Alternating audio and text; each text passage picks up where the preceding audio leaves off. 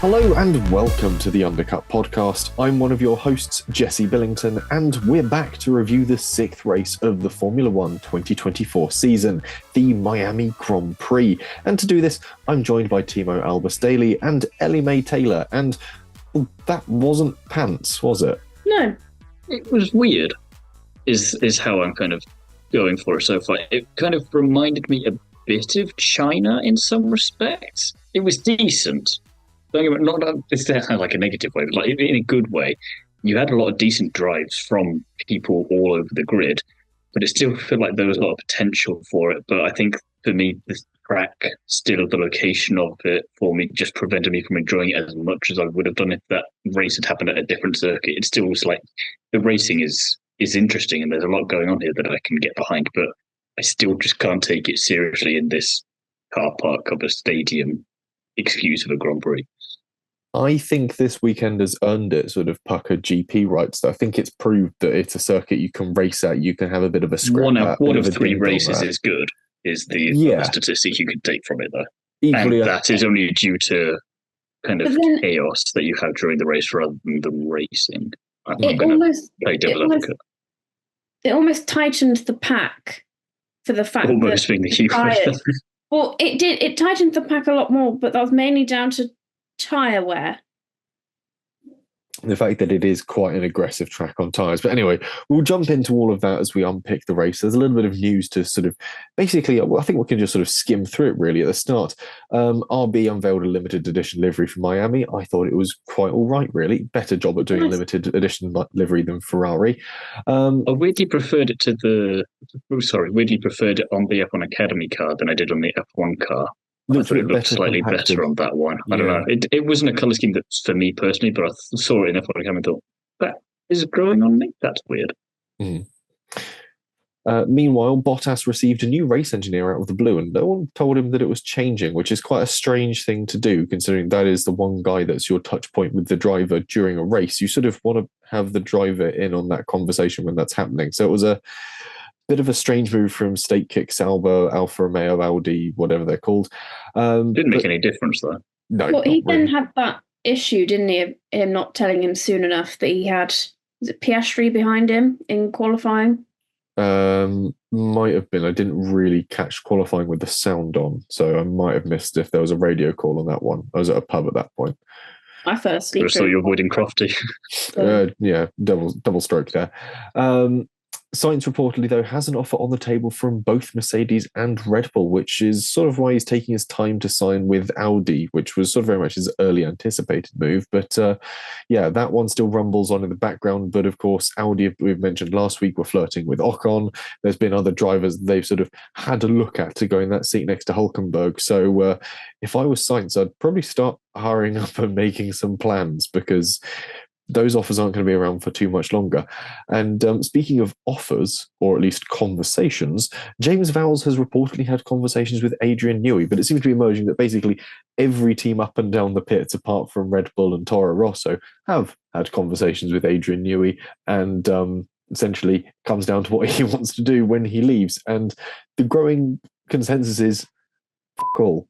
He just wants to retire. And I don't blame him, really. I'd love to see him go to Ferrari. I'd love to see him go to another team and create another masterpiece of a car. But at the end of the day, he's cracking on. He's got a brand new boat that he's just had sort of commissioned that he probably wants to just float about on. And you know what? Fair dues. He wants to go travelling with Amanda and his dogs. I don't blame him. Yeah, he's got plenty of classic cars to kick around with. I support him. If he's a man of classic cars, I support him on that. We'll just go watch him at Goodwood Revival and see how he's what he's doing. The aero up on a classic car. Well, when he started, a lot of people did accuse him of taking his E-Type and his GT40 and sticking them in the wind tunnel at Red Bull to try and sort of hone them a little bit more, which I think is quite clever. I like the idea of him doing that after hours, just sneaking in with the Jaguar E-Type. Nobody's looking at sort of clicking the switches and sort of watching the airflow over it, sort of going, oh, where can I change William Lyon's design? Very interesting. Maybe that's one of the conditions, that if he does go with another team, he has to have some wind tunnel time for his classic car. For his personal collection. I'm curious as to whether or not he's ever going to buy a Riley RM, because turns out he's really into those. So that's something. He's just going to buy a wind tunnel, just get it installed at home. Or a wind tunnel. But no, there's the two things Adrian Newey and I have in common is we're both left-handed. We both really like the Riley RM class. So yeah, fun fact. But anyway, enough about the sort of short collection of news from the weekend. We'll jump into the actual Grand Prix itself. We'll sort of touch on the sprint as we go through this, but we'll go through as we usually do in team order. Oh, Thiemo's got a point. He's waved at me. Yeah, I'll just go back to what we started getting into at the start before we went to the news about the Grand Prix. You say about Miami kind of having a redeeming race in some respects. And I can understand the point of view there, but I think the other side of it is partly that the bar has been pretty low this year in terms of what constitutes a good race. And it's this weird thing, not to take anything away from Norris, because it's nice to see him not bunging it for once when he's in the race leads, and McLaren do a brilliant strategy and it actually all comes together for once. But it's a bit like the same for me with Sainz in Australia. It was kind of like, this was great, but it's a shame we couldn't have seen a bit more from it. It's a shame that Verstappen had issues of whatever kind with the car, that it wasn't a really tough fight.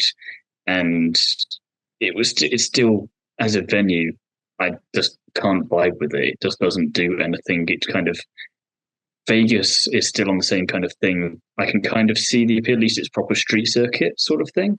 But Miami, it just still reeks of, we're doing this for a cash grab, and everyone's going to be jumping on and going, oh, isn't this a brilliant race in Miami, Norris won, all this kind of stuff. And it's like, it's a good race by the standards that we've got, but I hope that by the end of the year, this will not be one of the better races, because if it is one of the better races, it shows the season that we had.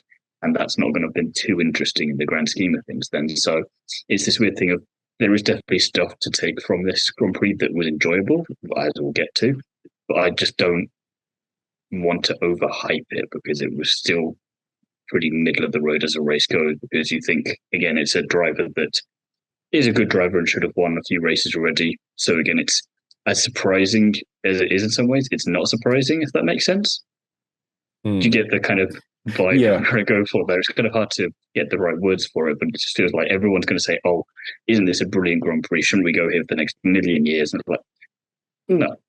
It was nice, but it was kind of it felt more like a one-off odd event, if that makes sense.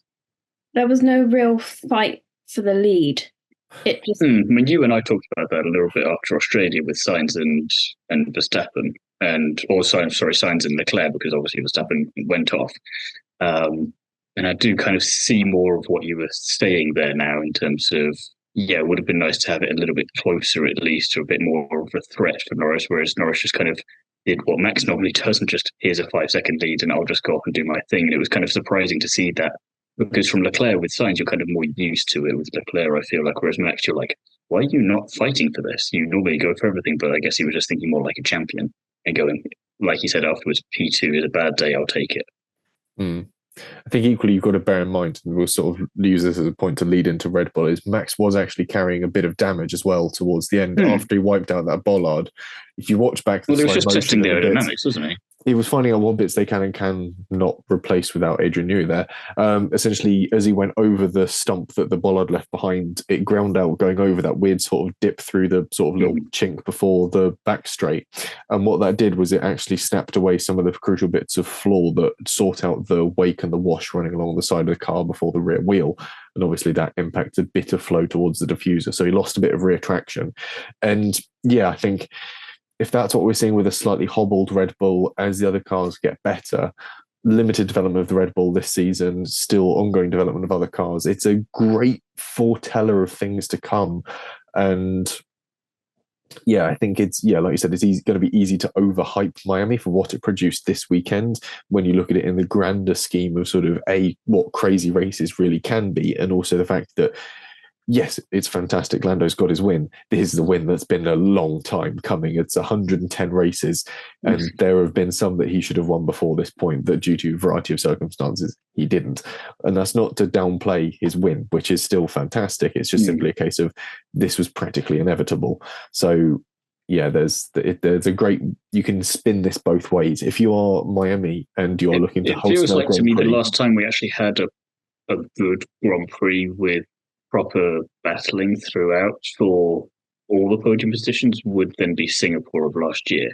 Yeah. Because other races since then, like Vegas may be a weird exception to that because it got quite hasty towards the end there, but it feels like that was the one where it truly felt mixed up. That was purely on pace because Red Bull, the issues there were not they weren't because they'd run into a wall or one over a bollard or anything. That was just, we don't have this. And properly mixed up, properly fighting. You've got 3 teams going down to the last lap all within a couple of seconds of each other. So that sort of thing is like, that's what I'd want from this, not a case of we've just subbed Max out and we've put insert any driver here in first place and then they just go off and do a thing. We know that other drivers can do that in that position and we need it to be there. And I think Miami's already overhyped enough as it is for whatever reason beforehand. So this is going to really help them sell their whole experience and everything for future Grand Prix there. But I think it's enjoyable, but I just don't want to get everyone to get carried away because it's like, this shouldn't be the high bar for the year. This should not be what we measure as a good race. This is just a good race in comparison to the questionable ones we've had in terms of good quality recently. I think it's kind of because obviously Max had that floor damage. We see if there's any damage sort of on the Red Bull, it just really hurts them badly. So we still haven't seen as such anyone sort of really fight him yet, which I guess is what we would really want in one race. Yeah.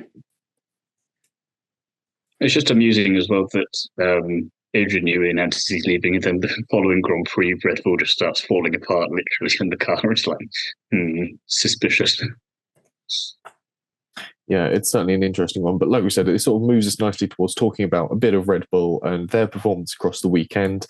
And yeah, Thiemo, that also leads us very nicely into your point for Red Bull. Yeah, it's just exactly what I said there. It's just kind of amusing coincidence there that still gets certain parts of the internet all kind of fired up of, oh, he's got a button that can just turn bits of the car off and break bits of the car as soon as he wants them to do it. So just unfortunate timing there, but interesting that the approach that Max was having there towards the end, like I was saying, about P2, if that's the worst thing for me, then I can live with that. And he's still very much playing a very strong game for that championship. He knows that he doesn't need to race Lando for this win. He knows he can still get a solid haul of points and he'll probably go up and win the next 4 or 5 races, barring any kind of DNFs. And I think despite him sort of struggling in both qualifying sessions, I think Verstappen was able to be the fastest because he wasn't pushing his tyres too hard through a certain sector. He kept that sort of balance throughout the lap, whereas others, I think, were pushing too hard through sector 1. I remember Danny Rick doing that in qualifying. He got like a purple sector 1, and then ended up having 2 slow sectors then on because he just didn't have enough tyres left to get through the rest of the lap. Yeah, it's a circuit that rewards fluidity and a slightly more sort of tranquil and calm approach to it. This is certainly something that came across on Lando's radio, I want to say in the sprint, or possibly one of the qualifying sessions. It was don't focus so much on entry and sort of apex speeds, look more at corner exit speeds, because otherwise all you're doing is overloading the tyres on the sort of early phase of every corner, and the result is it just won't have the grip for corner exit. It's really one of those tracks that sort of rewards a slow in, fast out sort of routine. And with the ground effect cars, we've gotten so used to having a fast in, fast out because you need to be going fast to have activated the floor to get the airflow under it. But all of a sudden we meet a track where it doesn't work with the tyres and doesn't work with that setup. It forces the teams and the drivers to have to work differently. So it is, in that respect, quite a good circuit because it forces teams and drivers to do things a bit differently, similarly to how we were in China, a little bit differently. I say not huge sort of revolution. No, it's just kind of more criticising the word of track and circuit, but yeah. Yeah, but similar to how we saw in China, it sort of put teams and drivers onto the back foot, trying to think of doing things differently because of the different sort of grip levels. As we see circuits that offer those little differences, that's where an interesting season builds up. And I think that's where, crucially, for a good season, you have to have a variety of tracks. Otherwise, you get all the tracks that are all sort of pretty homogenized. You need to throw in a few Indianapolis 2005s just to change things up a bit. Certainly not to the same extremity that you only Sure, get. the Americans would disagree with you on that one, but yeah, they would be very upset if we did that. But yeah, the argument remains the same: is you need to have a little bit of that variety in there just to shake things up, because otherwise it just stops being a challenge. And F1 is supposed to be a challenge; it's a competitive thing, and the competitiveness comes from a group of people finding the fastest way to overcome a hurdle. And I think Red Bull, for the large part, proved that they had found that way to do it, but it's a circuit that still bites. And yeah, Max was, I think the argument for his Bollard incident shows that he wasn't just cruising that one. He was having to work it a bit, and that's where the incident came in, wiping out that Bollard. When it comes to Perez, slightly different story. Not able to hang with the best of them, and it would be interesting to sort of really see what's up with him moving forwards, whether or not now the cars are getting a lot closer, we're going to see a true measure of his pace. I think that's going to be the key thing going forwards, especially on more regular and familiar circuits. I think that's the issue. We know that Max had floor damage. We don't know whether Perez had anything going on or whether that was just his true pace. He had a scrappy start to the GP, that huge lunge up the inside. And there was a great reaction from Max watching back in the cool down room, going, "Oh, I was nearly wiped out by my teammate." If you're Perez, that would have properly spiced up the Grand Prix, and that would have been okay. Very spicy. I'm there with it now. We've got a proper fight for all podium positions here. But equally, that would have been Perez in the sort of the team debrief afterwards. It would have been annoying though, because then people would sort of be saying, "Oh, did Lando win this because Max wasn't in the race?" At least with this, Max was in the race. But yeah, when I saw Perez do that, I thought if you had tagged Max, then it wouldn't just be Adrian Newey leaving that team next year. It would be you, and possibly also Max. Yeah, very interesting one. Of course, behind the sort of leading group of the drivers, we had, of course, the Ferraris. And Thiemo, I'll let you start with Sainz, because I think you've got an interesting point with this one.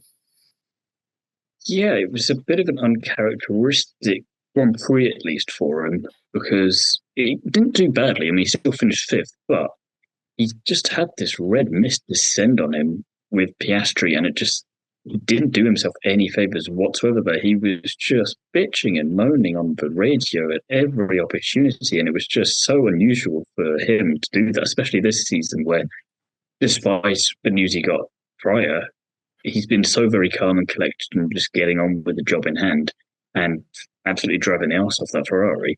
And instead, he's just moaning about Piastri ability. So, like, if you're that much quicker, if you're that much better than him, just overtake him. And then when he does, he basically ruins Piastri's whole race. And I'm kind of surprised he didn't get a worse penalty for that. And it's more down to Piastri's pure caliber as a driver that he managed to recover as well as he did.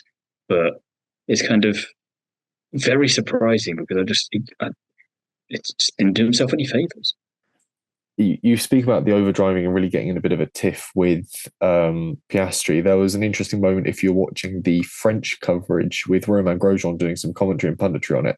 Why would I don't know why you would. You've got to be a big Romain Grosjean fan, but understand French. And understand French. But he said at one point on the radio, "Where's the button to talk to Sainz? I'll tell him Oscar didn't go off track," because obviously there was some sort of missed communication between Ferrari and obviously what they would have known, because he was certainly like, "No, he didn't. He just sent one around you. Sorry, boyo, he got past." This thing you do, overtaking. He did that. Yeah, and he did it quite well. But I do like it when Grosjean has one of those sort of interesting, sort of quite quippy moments on coverage. It's quite fun. But yeah, it wasn't Sainz's best weekend. I don't think he sort of put himself as cleanly out on the market this weekend as I think he ought to have done, given his situation for drives coming up. And yeah, Piastri I wouldn't say Piastri was running rings around him, but certainly showing that the McLaren has got a lot, even with half a batch of upgrades on it, a lot to fight against the Ferraris. I think it's going to put the wind up the skirts at Maranello. So it'd be interesting to see how it goes from there. Other side of the Ferrari garage, just a solid weekend for Charles, really. Good drives, good qualies, really nice steady pace, and sort of came home with the points. He's got to start scoring the points to earn the point money to feed his new child. So, yeah. He just sort of quietly got on with it, didn't he, Leclerc? Very much a sort of underrated drive from him, or just sort of amazed that the livery didn't curse them as it usually does to any team that attempts a one-off livery like this. That is also true. I had not considered that. Somehow Ferrari avoided the one-off livery curse, which they're usually the teams that fall on by. We have a special livery. We'll have Miami as the ultimate curse, as just a general venue, and hopefully, and it worked. Maybe it was just so bad that the curse just let them off. Like your Ferrari, we know you've got enough trouble as it is normally. Just let you have this one. Yeah. That paintwork is so pants, I can't even touch you with that one. Speaking of being a bit pants, Mercedes. And I really ought to stop expecting more from them on weekends, because it's sort of trying to be a Mercedes fan at the moment. It's a bit like being a Ferrari fan about 2-3 years ago. It's painful most of the time. It's quite amusing because I've seen a lot of people online saying, "Oh, look how much they've improved," and then you look at them and like, did we watch the same race? Look at the results. I mean, sure, Hamilton did decently he moved up from where he began. But Russell finished behind an RB, for Christ's sake. That's not meant to happen in a Mercedes, regardless of how wank it is. And it was nice to see Hamilton making some bold and aggressive moves. He did some really nice ones on a good few drivers. And Perez was lucky, really, in some ways, that the Mercedes doesn't have that little bit extra, because otherwise he would have been passed in towards the end there.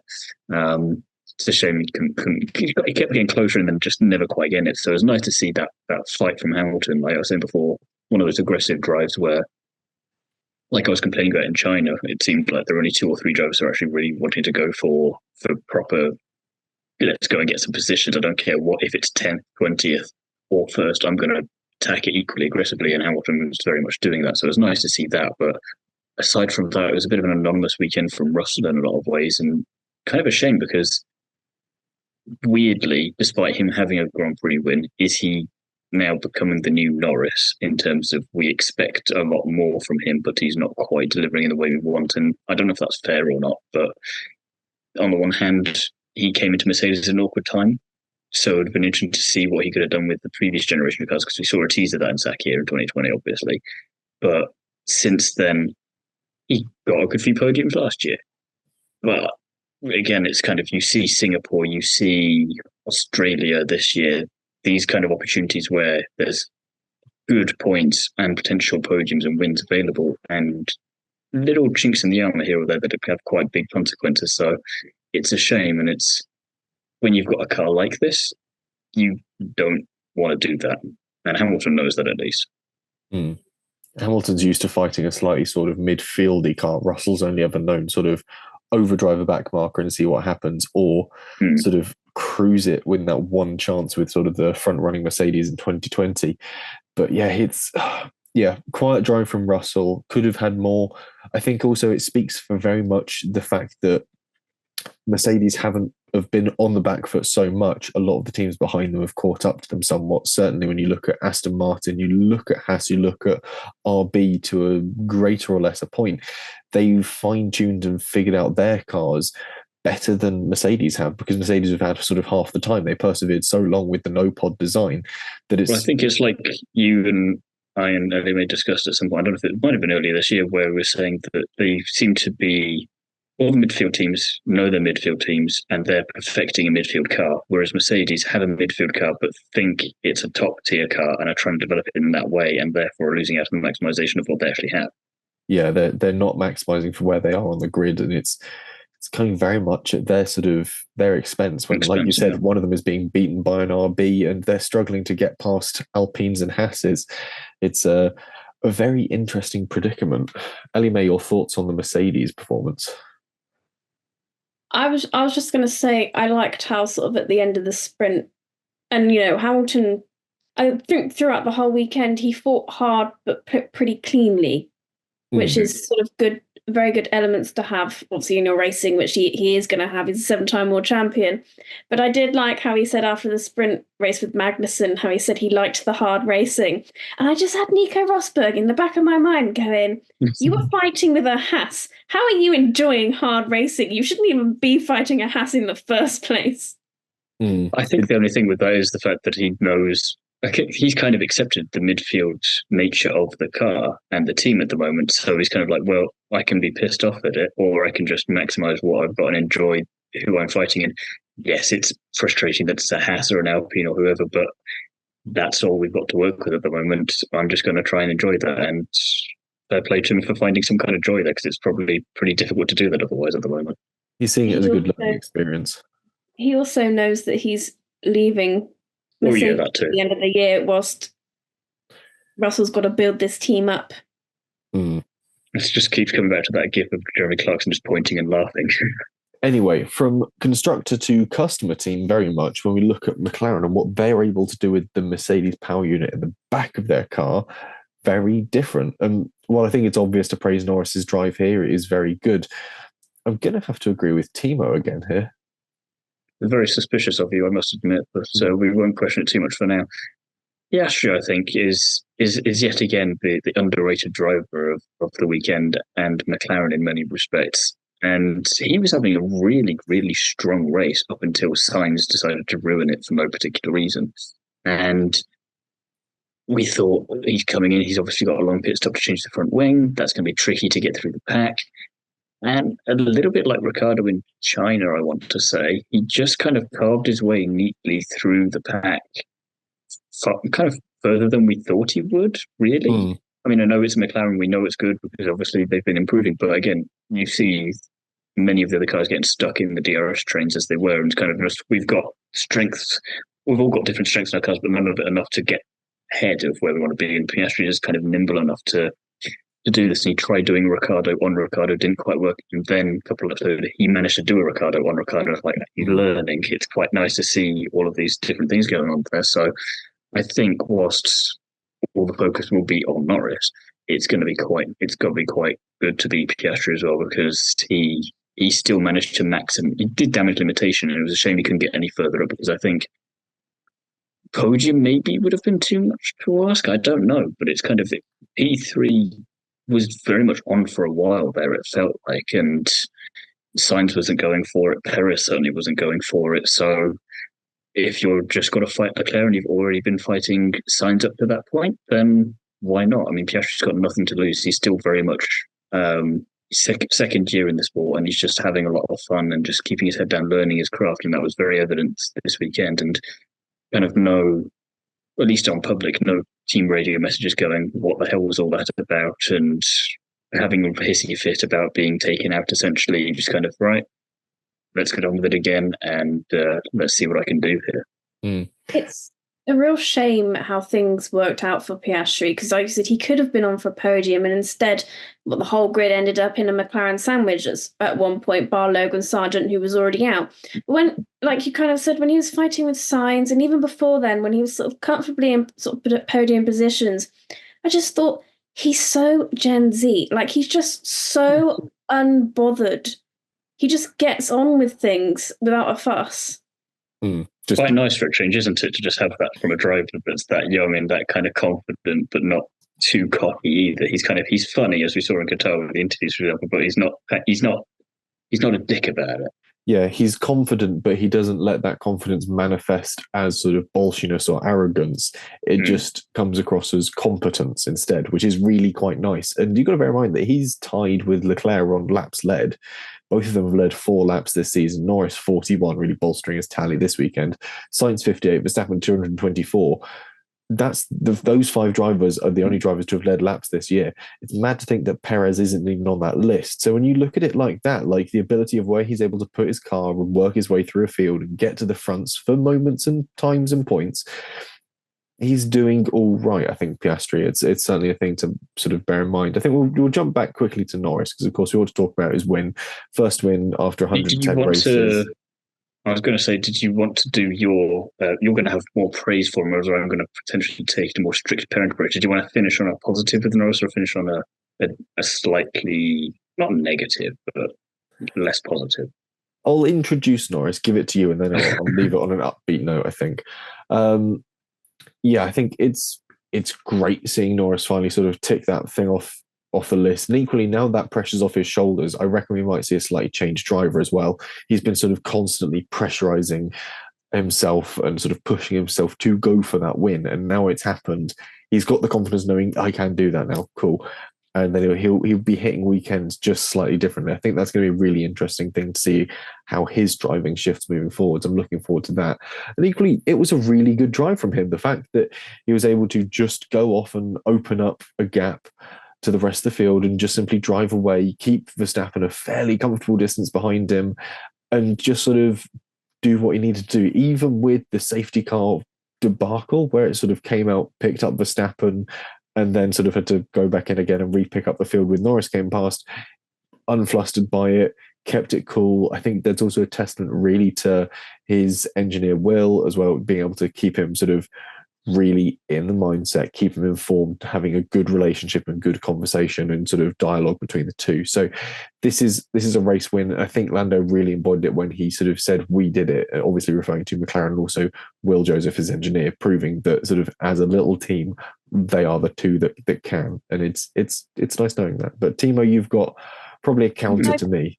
Or Ellie Mae, you go first and then we'll jump into Thiemo. Yeah, I was going to say, I think prior to the safety car, Lando Norris was still having a strong race himself. You know, he was very comfortable. He stayed out much longer to try and sort of then get signs through the pit stops. And he was pushing hard, getting sort of those fastest laps in.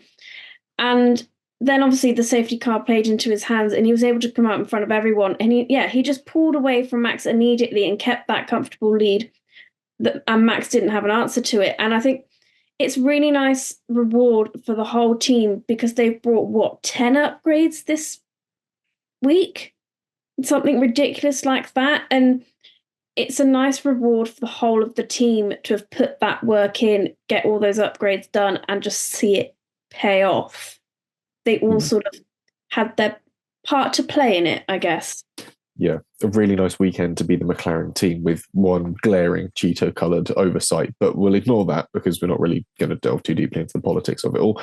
Thiemo, we'll jump to your point then. Go on. Well, no, you think I'm going to be all negative and jumping down his throat, and I'm not.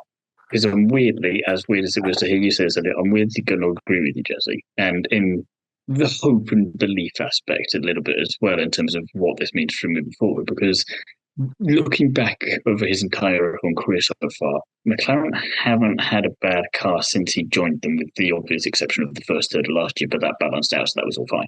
And he's never been a bad driver, but I've never equally understood the hype around him, a little bit like I'm now getting with Russell, like I said earlier.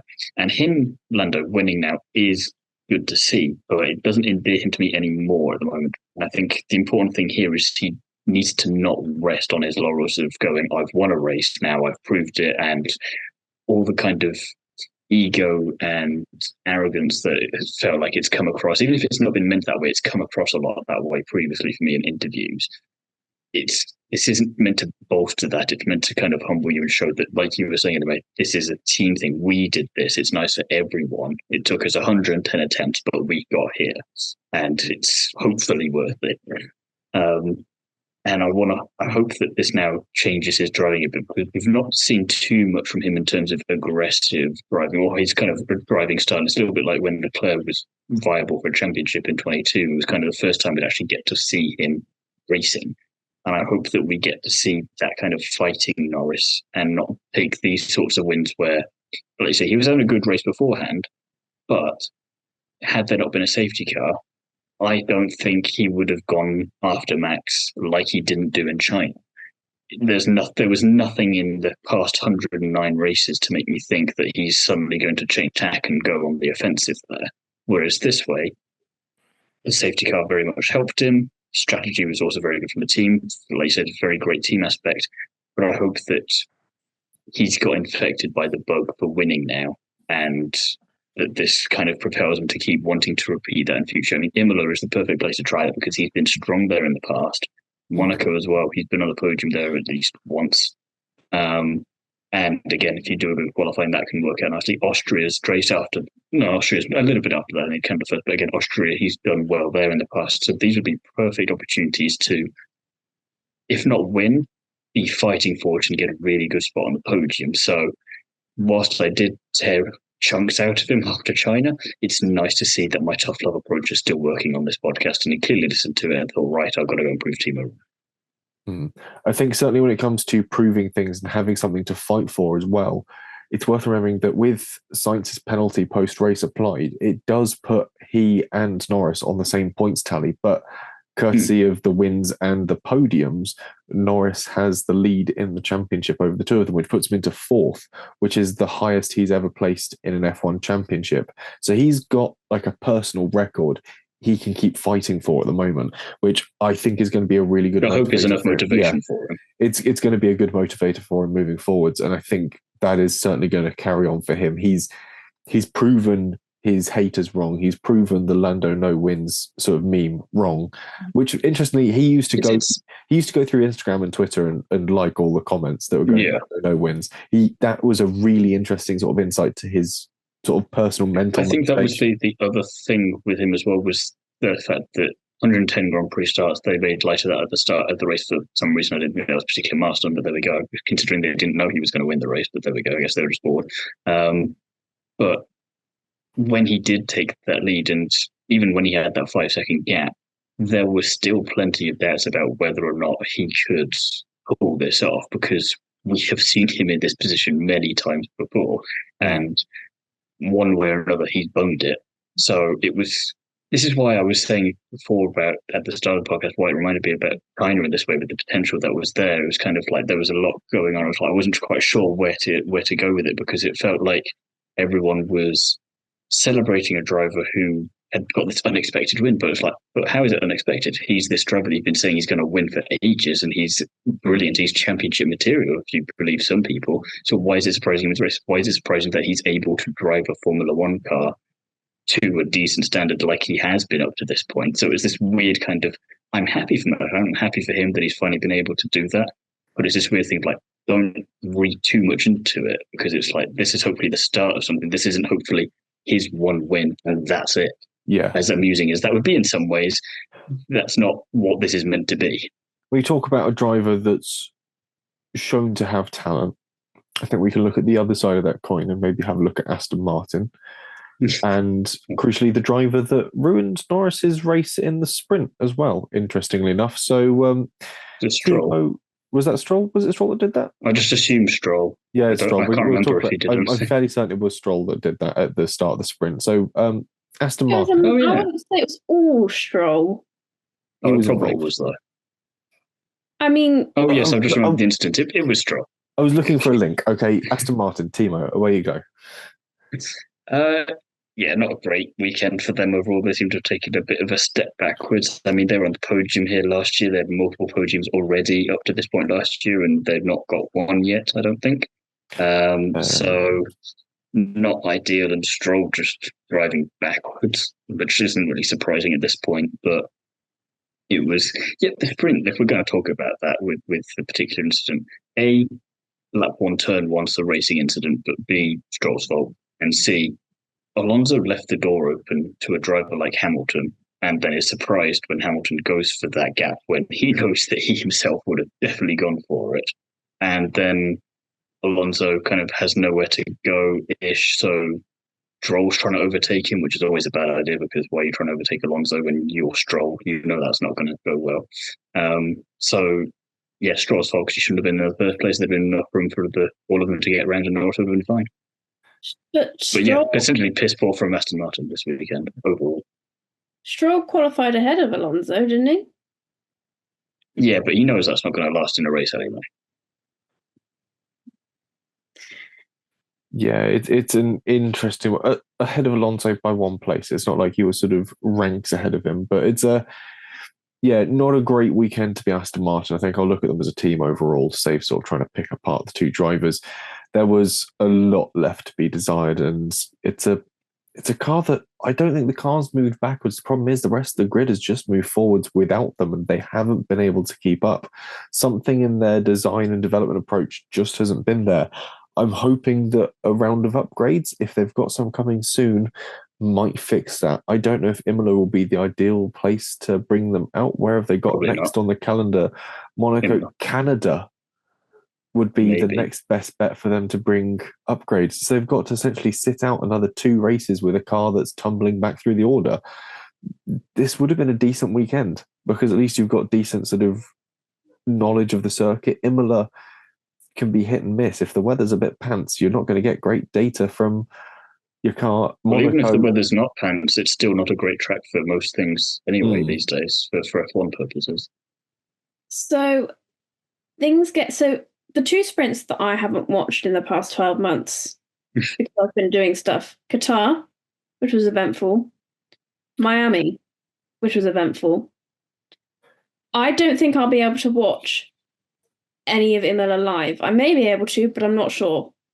So that means it's not a sprint though. It's not a sprint, but I'm saying that whole weekend based on her track record of if she hasn't seen it, it's exciting sort of thing.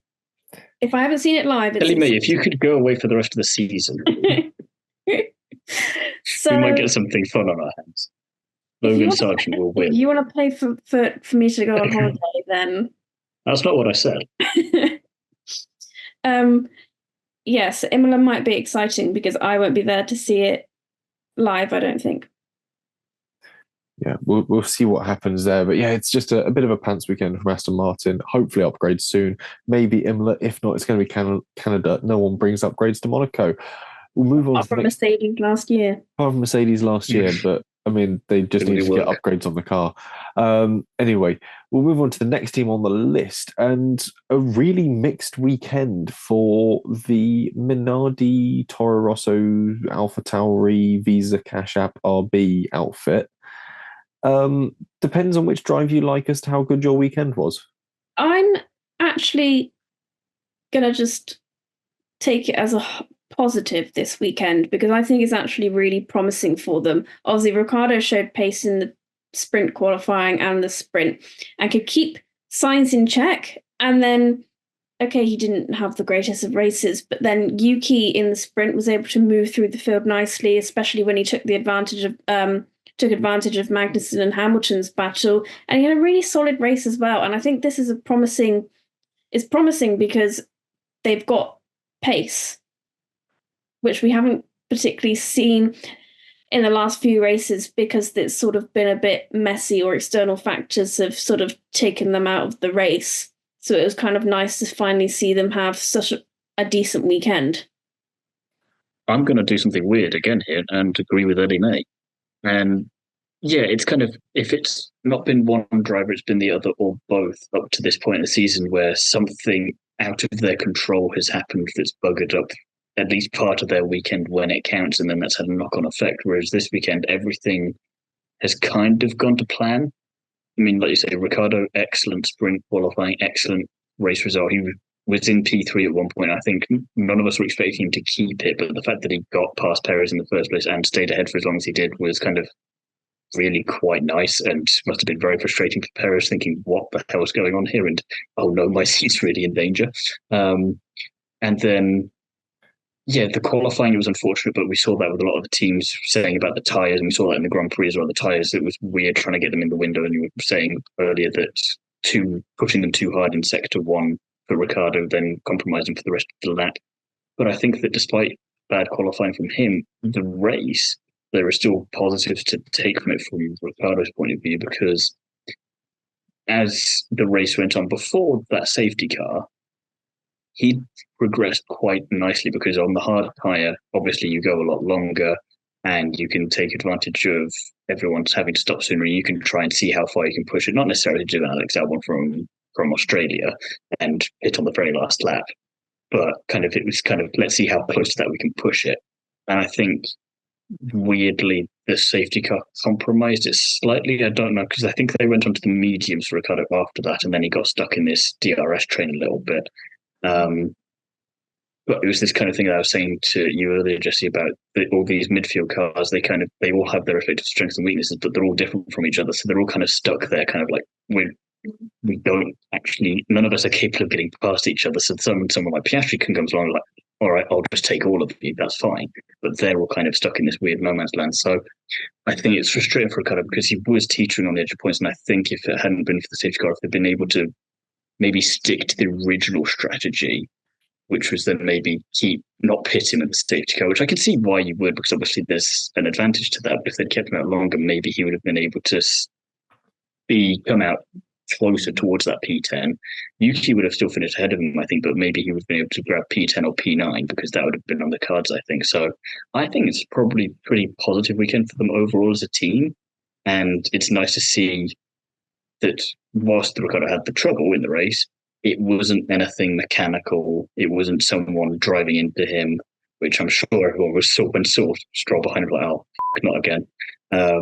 And Yuki recovered nicely after a terrible sprint qualifying and was able to have a decent race because he's showing he's comfortable in this team that he's been with this is his 4th year now. So he seems very comfortable in that car this year, and it's nice that that's coming together. And at the same time, Yuki said at the tail end of last year, when Ricciardo came back, and even when Ricciardo wasn't driving at the time, that he's helping him and he's teaching him all these things along the way of what he's learned over his many years in the sport.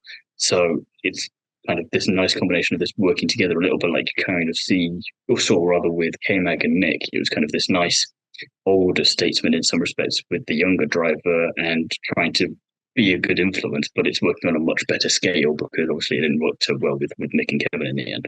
So it's nice to see that with this team and doing on their own merit. And you can't accuse them of having copied Red Bull. We've been over that. But now they're showing that it's inspired by, but we're doing our own thing. And they didn't get cursed by a livery either. Ish.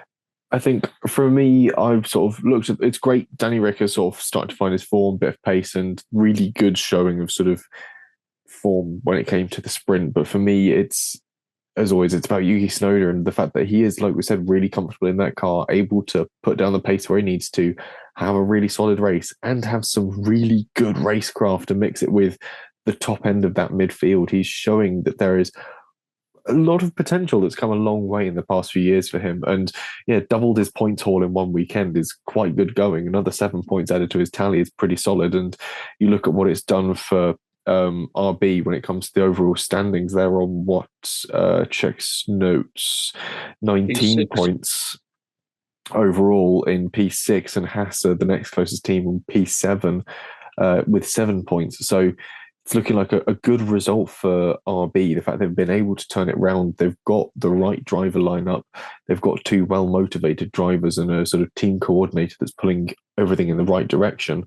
It's a good weekend to be a Minardi fan, I'll say that much. Tell you what then, as it's been 5 minutes since I've said something wild, Max goes to Mercedes or somewhere else next year, Perez retires, and they both get close to Red Bull and keeps everyone happy. I wouldn't hate it. There we go. I'll come up with that. Williams. Yeah. Off you go. Williams. Logan did all right in the sprint, actually. P10. I think it's after that weekend, it's going to be easy to forget that he was able to pull that one off. It's so typical of Sargent and the drivers like him. It's like Joe in the sprint. China's like, why do you not do this normally? Yeah, like, look at me, I'm P10. Oh, wait, points only go down to P8. Bugger. So a bit of an unfortunate one for Logan there, and a bit of an absent one for Albon, really. Yeah, not a great deal to say about them. They need a bit more just refinement on that car. It's still not getting up there into the sort of scrap of the midfield, and I'm going to give Logan the benefit of the doubt on his shunt in the race. I think that was Magnussen. That was Magnussen really sending it where you don't want to be sending it. And yeah, he had his front axle ahead of Logan's rear. If it had been the other way around, I'd have expected it more. But from K-Mag, it was quite surprising he was trying to do it there. It seemed like kind of a rookie or younger driver attempt at something that maybe was going to work, but really wasn't, whereas K-Mag should know better. Yeah, I think that was a bit of a strange one. So all around, very much a weekend of what could have been certainly for Logan, and a weekend of where were you for Alex? But ho-hum, we move on to their next outing. That's pretty much the notes that I had. I think this weekend Logan was the much stronger of the 2 Williams drivers. It just never quite worked out for him. You know, like you said. And he out-qualified Albon for the sprint. Yeah. Exactly. It was like he got a top 10 finish in a race where points only go up to 8, then got K-magged in the race. It's just so close. Close, but no cigar. This is going to be one of those beyond the grid interviews in a few years' time, like it was with Bruno Senna last week, where Tom Clarkson just goes, what if this happened? What if, like, yeah, because it didn't, so we have to do these imaginary scenarios instead to see what your career would have been like. Yeah, we'll wait and see. Speaking of what ifs, very much a case of where were you for steak? And the answer is absolutely bloody nowhere. I don't think we've got anything to say here, really, do we? I genuinely don't. The it's proper pit stop. Yeah, that was surprising. The only note I really had was to check whether Ollie Behrman is still available in the Fantasy League team and see whether I can afford him, because I'd rather get no points than have to have Bottas in my team at the moment. You couldn't have taken him out. Should have kept him in. I know. Yeah, I think I've got Bottas in one of my teams, actually. I can't remember. If did he score negatives this week? I'm not sure if I've got Bottas in all three of mine. Oh, I don't have Bottas in any of mine. I did all right, actually. We'll get onto the fantasy bits in due course. We won't jump too far ahead. But yeah, although speaking of pit stops, Ferrari, fastest pit stop of the weekend, helped their pit crew were dressed up like Guido from the Cars franchise in their blue, sort of in pit stop. Off they go. I thought that was quite a nice little reference. But anyway. Because obviously Red Bull got 1.9 as well, so is it like 1. It was like down to the hundredths of a second, and Ferrari just had the edge. So I like the fact that Ferrari as a team, beyond the drivers and the car, are really starting to get things put together, which I like as the season develops. Though I don't want to dwell on that too much because then it will immediately start to turn worse. Haas. You know how in darts every player gets Okay. Well, you know how they do you know how every sort of player gets a nickname? Yeah. Kevin's is Kevin the Magnet Magnussen because he's a magnet to colliding with other drivers and penalties. But as well, if there's ever a crazy race, just look back at who was the first domino in the domino effect to cause the crazy race. It's usually Kevin Magnussen who started it. Yeah, I think there is some logic to your theory there. I'll give you that one. I mean, hey man, I really enjoyed Kevin Magnussen this weekend. He was a lot of fun. Like, it was stupid, and he was saying himself on Saturday after the sprint that this isn't how I want to do stuff, but I've got to play the team game a bit. And I think Lewis genuinely did enjoy that battling with him. It was good fun to see, and it was just so impressive that he could keep getting penalties for different things, and such every single time, and in a single Grand Prix, got 5 penalty points on his license when the maximum is 12 or whatever. He's up to 10 overall. Yeah, I was going to say another 2, and he's banned for a race. Yeah. So much like his former teammate Roman it's kind of like he's lost a bet to Grosjean or something, where he's got to do this for a bit until he goes out. But it's a shame it costs us Sargent because he was running so strongly up to that point by his own standards. But I just enjoyed it a lot because this is the kind of thing I want to see. Maybe I'm watching too much NASCAR where I'm up for a little bit of door bashing and a little bit of just rubbing it ever so slightly. And Hulk again, close but no cigar, P11, really nice job from him. He's going to be annoyed, and the fact that we're annoyed that they didn't get a point is proof that they are actually making a step in the right direction for once. And that's just got to be really encouraging. I think after RB, they are kind of, because RB is this weird thing of you expect more from them and they don't always deliver, whereas Haas, we know at this point that unless you're Haas chap, we don't really expect anything from you. So we don't get crushed every 5 seconds. But now we're like, ooh, this could be the start of something. And Audi are probably going, thank God we've signed Hulkenberg. Yeah. Haas and RB are sort of two opposite sides of the same coin. Sort of one side, you're like, we expect more from you, so we're disappointed. The other one is, we expect absolutely nothing, so we're actually quite pleased when you give us something. And yeah, that sort of seems to flip-flop from weekend to weekend. But yeah, K-Mag causing chaos for the hell of it is genuinely quite fun. I think they should give him a gun next weekend, just so you can just sort of start shooting at people, like a paintball gun. So he just starts shooting at wing mirrors and visors as he goes past people, because if he's having just watched The Phantom Menace in the cinema for the 25th anniversary, I was thinking about getting some Tuscan Raiders up on some of the bits of Grand Miami to shoot at various people just to be making it interesting. Yeah. It would be, truly an interesting solution to making F1 interesting is introduce Tuscan Raiders. I was going to say something a little more thoughtful, but Ellie Mae's trying to what it was. Take us away from violence. I love how both of your minds went there. And as soon as Thiemo said this could be the start of something new, High School Musical immediately went into my head, and now I've got the song in my head. Oh no, that was it. Thiemo mentioned NASCAR. Really close finish in the Cup Series again. Like, what is NASCAR doing to give us these close finishes? It's so beautiful. Good. Anyway, and I'll tell you after the podcast. Actually, I was chatting to someone about IndyCar across the weekend. It was quite interesting to hear from him. I thought you were going to say High School Musical, then maybe to get really happy about it, but no. No, we'll move on from High School Musical to Alpine. I can't even think of a tie for that one. But I can. Really? I was going to quote Gunther Steiner. Fucking hell, they scored a point. Yes, they did. A point. Esteban Ocon snatched 10th place, held it off. Really good drive, actually, from him. And he earned not just praise from me, but praise from Lewis Hamilton as well. I don't know if you saw his onboard when he parked up in Parc Ferme. Lewis Hamilton walked past, gave him a little pat on the helmet and a little thumbs up, which I thought was quite sweet, actually. He had a... it's a shame he couldn't have done like a little noogie. Yeah. But he had a fairly hard race with Alonso at one point. And yeah, the Alpine, now that it's a bit of a skinny legend, down to race weight, is proving to not be as terrible as we first thought. So it makes me wonder just how fat was that thing before? Because if it was that slow and that cumbersome, like, what did they do? Just sort of, you know what we forgot to do? We forgot to take these 14 tins of paint out of the cockpit. I was going to say, these giant weights inside it. Like, this is what's been in here this whole time. Oh no, we put these dumbbells in here. We accidentally left the dummy driver that we sort of put in to do all the aero work with in the car still. Let's get rid of that. Jesse, he's called Jordan King. He's got a name. He was doing very well commentating, actually, on the F1 Academy across the weekend. Credit where it's due. Well done, Jordan. Or just sort of Alpine going, oh, sacre bleu, we have accidentally made the engine cover out of lead. What have we done? Who knows what this was a good idea. Anyway, interesting to see what Alpine now up to, and great drive from Ocon, I think. We see them both in it immediately in Imola, and amusing once again that Ocon fights no one except his teammate or his former teammate. His former teammate.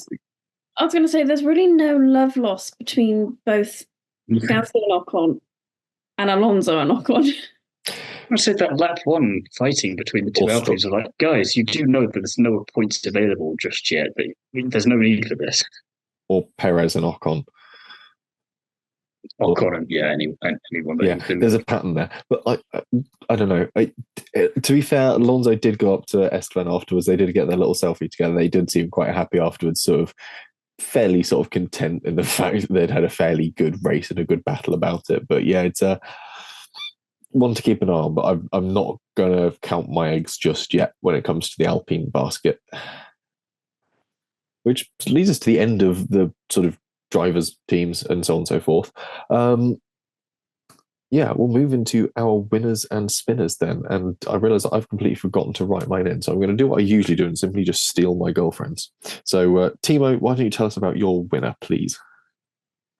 I didn't want to go route one, and then it got tricky because I wasn't really sure who to go for at all. So I went for Hamilton at the end just because he was the first name that I got to where I thought, you know what, you actually did have a pretty decent race. You made up some positions from where you were at, considering the car that you've got. You had a decent weekend overall, despite the car that you have, and you seem to be enjoying it a lot. So, yeah, Hamilton, you had a better weekend than perhaps we were expecting there in maximising the midfield car. Ellie Mae, your winners. Lando, obviously, but I've also gone for RB for reasons that I've already... Ricky Bobby. Said. Ricky Bobby, yes. Oh, yeah. I think for my winner, well, Georgia went for Esteban. I think I've already sort of sung the praises of the gawky French boy quite well to this point. I really want to go back to Piastri and say that he was able to really put a lot of pressure onto Sainz, bring out that sort of red mist in him, and recovery drive, really good. And yeah, there's his ability to fight with drivers far, far more experienced than him and sort of look just as competent is quite the talent. So it's like Ellie Mae said, he just doesn't give a shit. Yeah, he just gets to do a job. He doesn't matter if you're Sargent or Hamilton, he's just going to fight you. Yeah, and I really like that in him, and I like that he's got some really good racecraft. I think there's a few little rough edges we still need to smooth out, but otherwise, yeah, it's great that he's able to go up there, upset the big boys, and sort of come away and go, did what I had to do, having a great time with it. It's very much sort of shrunk in the wash Mark Webber and I think that's quite fun. We just need to be more like Oscar Piastri. We need to. Can we get a T-shirt? his what mum. Oscar do? Yeah, we just need to What's the word? I've literally just forgot it. Chillax? No. Yeah. No. Roll with it a bit more. I feel like this Embody. is we need to channel our inner Piastri. Inner Piastri. Oscar or Nicole. Nicole is usually worried about going off and doing Pilates in the morning and is annoyed if a race overruns. But anyway. I have that energy. I can see you doing a nice sort of downward dog, Thiemo. Anyway, spinners. Stop thinking about that, please. Why don't you tell us about your spinner then? It's got to be Bottas, really, because just go somewhere else. Christ, you're not doing anything. Qualified P16, finished P16. Joe finished, qualified behind him, overtook him, got 2 places ahead of him. He's trying his little heart out, bless him, and Bottas is just there, and you can change his race engineer as much as you like. It's not going to make a blind bit of bloody difference. It's just kind of summed up by Brundle on the grid walk of his Bottas with his unique haircut. That's all that there is there now. It's like great personality if you like that sort of thing. But in terms of the racecraft that we're actually here for, because I do not care about the rest of it at all, really. I'm there for the racing. He's not contributing anything. He's not bringing a great deal to the grid beyond commercial sort of side of things.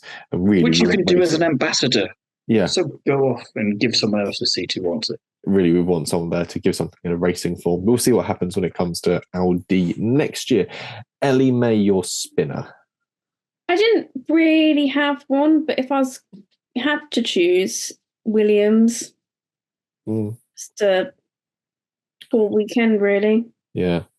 Georgia, for her spinner, went for Mercedes, which I can sort of get on board with. And I'd say Russell more. Russell more so, just a bit of a non-weekend, and coming home behind Tsunoda really isn't where I think Mercedes are expecting you to be, but great if you're Tsunoda. So yeah, I'm gonna join with my girlfriend on that one and say, yeah, spinner Mercedes. So then it comes to our predictions review, and I think we're probably going to have a bit of an argument about this one. But no, you're agreeing with me on it. No, I forgot about this. So you decided you wanted to. You decided you wanted to let this in, and I have absolutely no skin in this game, so I'm all for chaos. I was being kind, and it's clearly bitten me. It backfired. Yeah. I shall never be kind again. 1 point for Ellie May for Verstappen pole, and 1 point for Williams points because, of course, Leah Block came P10 in F1 Academy in the second race. Which happened because someone else got penalised, which I found was just because she has no luck in F1 Academy at the moment. It is such a shame. It's terrible because she's great driving, but it's just bad luck. So it's just kind of fun to see. Oh yes, I don't know if it has happened yet when you made the correction on the Google Doc. I was like, oh, what happened? Oh, excellent. Yeah. So, I think I saw an updated graphic or something online that had it, and I went back and changed the Google Doc. I think I've done it on the big spreadsheet as well, tracking our race by race predictions. So, congratulations, Ellie May. I was kind to you, and you earned 2 points in a weekend where nobody else earned a single point. Well done. I hope you're happy. Consistency is key. For you, certainly.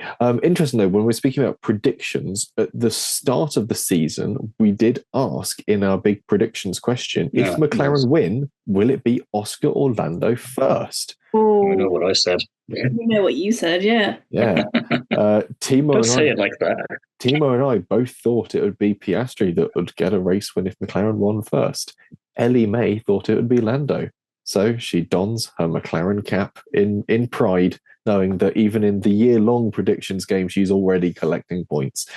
The general public were 50-50, so I didn't really know how to guess that one. Haschap went Piastri, Jacob went Piastri, Imi Cousins went Lando, Georgia went Lando, and Ben went Oscar. So never doubt the boy from Somerset.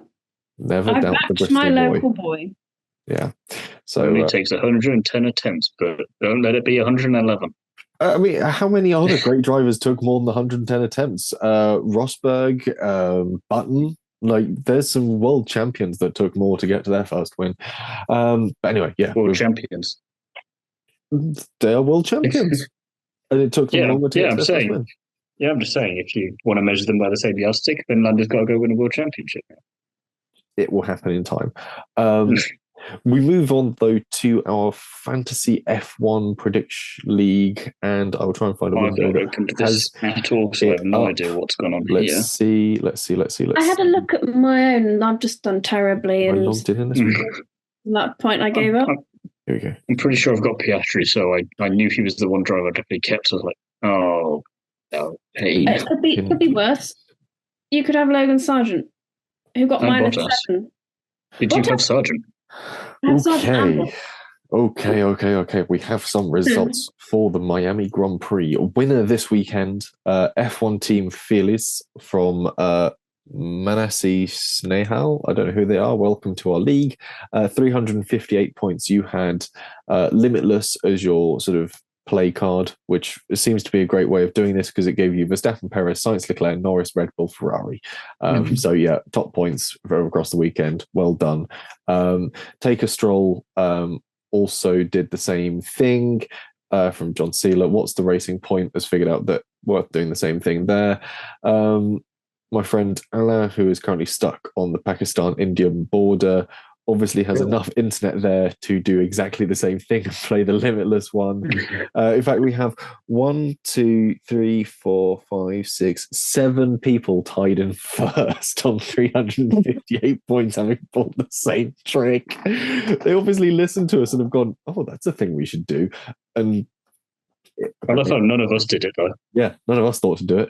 No one, however, was wise enough to move their DRS double scoring driver to Lando Norris to get the additional points that really would have given you the advantage. The highest of us. Oh, Christ, Thiemo, it's your podcast team. 11th, 257 points. Yeah. Who do I have? You've got Ferrari and RB as your constructors, so 82 for Ferrari, 44 for RB. Then you've got Piastri as your double driver, 58 points, Alonso 18, Perez 30, Hulkenberg 15, and Bottas 10.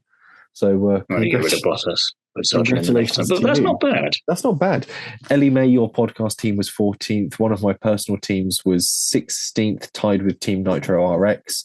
18th was my podcast team. On the Kerbs, 19th. Midbeds Racing, which is mine, also on 19th, scoring 225 points, same as Thiemo. Jaffagate Racing, 21st. On the Kerbs Pub Chat, 217 points, 22nd. Extra Magnifico Terrestriae, 194 points, in 25th. And the Greatest Moustache, 180 points, down in 31st. Just below my girlfriend's Russell My Bedsheets in 181 points. I was going to say, am I tying with? I don't know. Like when I looked, it had like an equal sign. So I was like, oh, am I tying with someone? Mine completely last. I don't know if it's a tie or if that means you haven't moved this weekend. Yeah, it's not moved. Yeah, it's a non-mover. You're consistently last. I'm consistently last. Consistency is key. Yeah, so after, the results for Miami look quite jumbled as is. So we'll look forward to seeing how that change is going to Imola. Are either of you going to play the Limitless card and gamble it for Imola? No. I think I'll leave it for Monaco. Yeah, where it's a bit more of a surefire. Why did you say that out loud? Because now everyone's going to do that and we're not going to have the advantage. I'll edit that out. Or it's a double bluff. Anyway, back to the notes. That's all we've got time for in this week's episode. It's been a little over an hour, I think, since we hit record. Any final points, or where might we find you before the next race? You can find me probably on my own Instagram, where I will be posting photos throughout the week of my time at Donington Historic Festival over last weekend. It was only 2 days. It was only yesterday. Yeah, well, it was tiring, okay. And then I will just not be here for the foreseeable because I am going to the Mediterranean, so... At least it's not just mentally not there like it has been for most of the year so far, where you've just decided to clock out. It's just mentally and physically now. Emotionally, spiritually, just every way, I will be in the Mediterranean. Yeah, just kicking back and relaxing. Thiemo, will you be joining her in the Mediterranean? A different part of the Mediterranean, I assume, if at all. So not that I'm aware of, but if she wants to invite me, then feel free. I mean, I'm not against that as a plan. No, I'll be here. So that'll be all the usual spots, which is just essentially on the Kerbs Nitro RX podcast, the Across the Pond Sport Network. There's a lot of IndyCar in May now, so there's going to be a lot of fun with that. And Instagram, that's the one I was thinking of. I forgot about social media. Good on social media for the win. Yeah. And in the meantime, if you want more of me, you can find me on Instagram, Twitter, and TikTok as @JesseOnCars. You can find me in my workshop fitting, hopefully soon, a new engine to my MG Midget. I've got all the parts that I need to do that. And of course, you can find me writing for Classic Car Weekly. New issue out on Wednesday. Cannot remember for the life of me what's in it. We went to press on Friday because of the bank holiday, so it's beyond me at this point in time, but there will be a story coming up in the next few months because Ellie Mae and I are going classic rallying. She is navigating, I am driving. That should be interesting. So get ahead of the curve there and start subscribing. I'm not looking forward to having to host this podcast alone when you two kill each other. As yet unconfirmed. I'm going to have to do. I'm not even sure which reference I was going for there. There's insert any TV show where they've had to get a slew of guest presenters on to help the main guy out because the other two have been involved in something, which in this case is going to be sudden death. You have to do the Top Gear thing of, if you would like a job hosting the Undercut Podcast, write to us at Undercut Podcast, PO Box 1W1A or whatever it is. Yeah, that would probably be the best way. Write into us if you would like to host the podcast, or best, indeed if you I know how to decide. Best obituary, and you can come on the podcast. Yes, there you go. Best obituary. Send your obituaries for Ellie Mae and I in before we kill ourselves rallying, and if we do, we will let you know if you got the job. That way we can that way pick the people that will replace us when we're inevitably killed in a horrific classic motorsport based accident. And I get to say, does that mean you're not coming on then? Yeah, exactly. This works for everyone. Apart from Ellie Mae and I, which will be dead. Yeah, I kind of think I'm suddenly no longer want to do this. Don't worry, it's fine. You get a full harness and everything, and it will have a roll cage, so it will be okay. But it's all on public roads. You won't be that badly killed. But Jesse is driving. And it's a front 50-50. right. Yeah. Not exactly got the biggest of safety standards. No, but you absolutely love the Lola T70, and that's basically a coffin on wheels, so you've not really got much of an argument there. Anyway, we'll continue this bickering off air, have a very good time, and we'll be back for the Imola Grand Prix. I won't. Well, you won't.